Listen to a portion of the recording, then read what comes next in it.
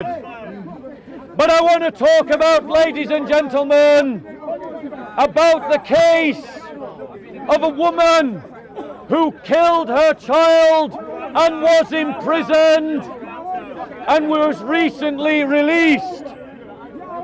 A woman who was jailed, and I'm reading from the Guardian newspaper, a woman who was jailed for terminating her pregnancy after the legal time limit during the lockdown will be released from prison and reunited with her children after winning a court appeal effort to reduce her sentence. A Court of Appeal judge said that Carla Foster, 45, needed compassion, not punishment, saying her 28-month sentence would be reduced to 14 months and suspended.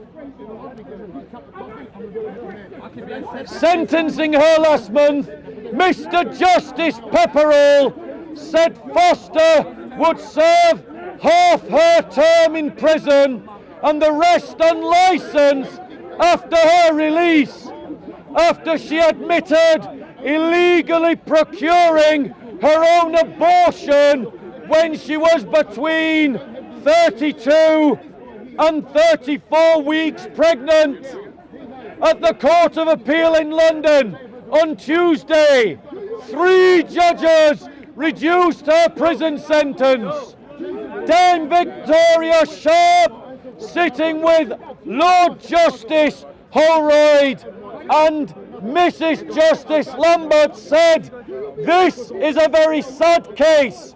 It is a case that calls for compassion, not for punishment."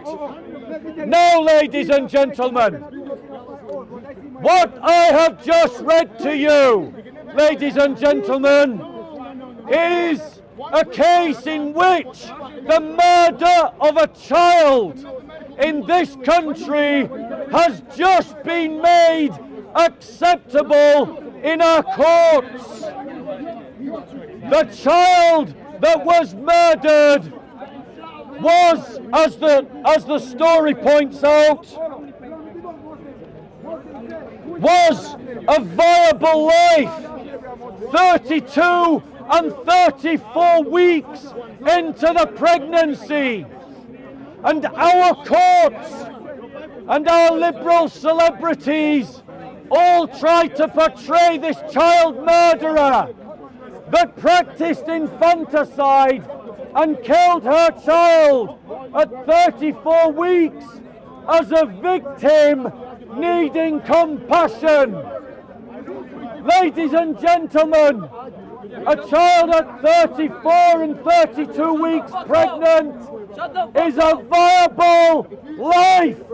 It is a viable life to have a child at that age.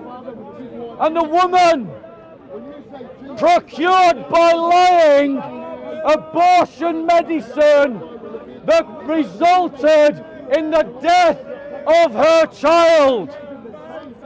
Why is this important, ladies and gentlemen? It is important because this is a watershed mark in our culture where we have come to accept the murder of children, where we have come to accept that killing your child is not worthy of punishment. If that child had been removed from the womb and the mother had suffocated the child, you would all condemn her as a murderer, and rightly so. But yet, when this child was murdered inside her mother's womb, despite the fact that the child was a viable life, our culture has said that she is a victim deserving of compassion. This is a sad day for Christianity. Brother, can you ask them to just take it a step that way? Ask the Christians. Take it a step that way. Take it a step that way. Ladies and gentlemen, we have lost something important in our society. The sanctity of life has been lost. We have created a distinction between life in the womb and life outside of the womb. And we have said that life in the womb is less important than life outside of the womb. When you've got a minute, I'd love a drink of water. Ladies and gentlemen, we have lost the fact that life should be sacred. And notice the hypocrisy of the liberal elites. The liberal elites on Question Time try to talk as if this was not a life. We've had children born at 24 weeks outside of the womb and kept alive. And yet they killed a child at 34 weeks. We all feel repugnation at the crimes of Myra Hindley for killing children. But what we have seen today, ladies and gentlemen, is the justification of infanticide. What we have seen in this case is the justification of child murder. This should alarm us. Truly, the liberal elites are under the influence of demonic forces. Marduk was an evil spirit that demanded child sacrifice. And we see in the Western liberal world that for the religion of self and self-gratification, even the murder of children is acceptable to the liberal elites. This kind of degeneracy, this kind of barbaric savagery in which we commit and justify infanticide is killing the West. It is a corrosive influence on our spirits and upon our souls. The more we have moved away from our Christian heritage, the more we have moved towards savagery and barbarism in the West. We must recover our own Christian identity and reject the liberal religion of self. And we must understand that the religion of the Western world is a religion of man worship. It is a religion of self-worship, where the sacrifice that is demanded is the lives of countless millions of children in the Western world, in abortion mills, where children are slaughtered in their thousands every single week of the year. The West is slitting its own throat. The West is cutting its own wrist.